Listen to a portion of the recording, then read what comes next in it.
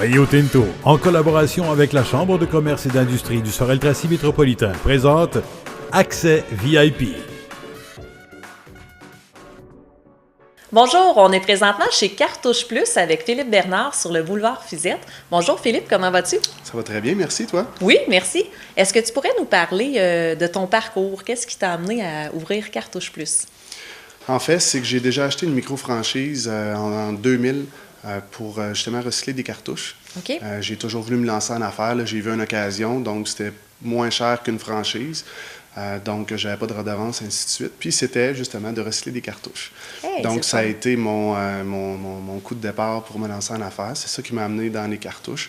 Puis, j'ai vendu en 2004. J'ai eu un différent parcours. J'ai fait un bac en administration. J'ai ouvert un restaurant de sushi en 2005. Oui. Et puis, j'ai réouvert là, le Cartouche Plus, en fait, en 2008. OK. 2008. Donc, ça fait presque 7 ans. OK.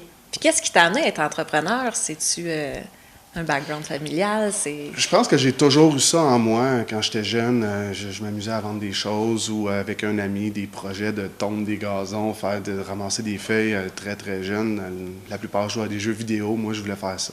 OK. Donc, ça a toujours été en moi.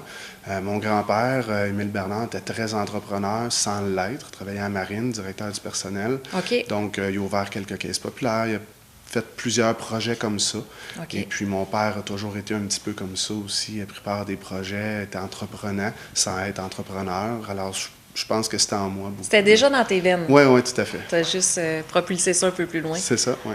Puis, en parlant du métier d'entrepreneur, c'est quoi l'aspect que tu aimes le plus dans ton travail? C'est que c'est jamais la même chose.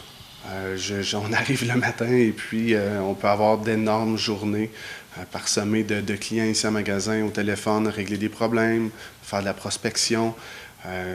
Donc, c'est jamais trouver la même chose, c'est se dépasser. OK. C'est vraiment une combinaison de tout ça là, que j'aime bien. Ah ben c'est le fun. Puis là, je vois en magasin, il y a plus que des cartouches. Oui.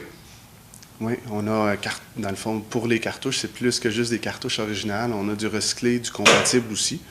Le recyclé, c'est refaire une cartouche à neuf. Puis le compatible, souvent, c'est une copie.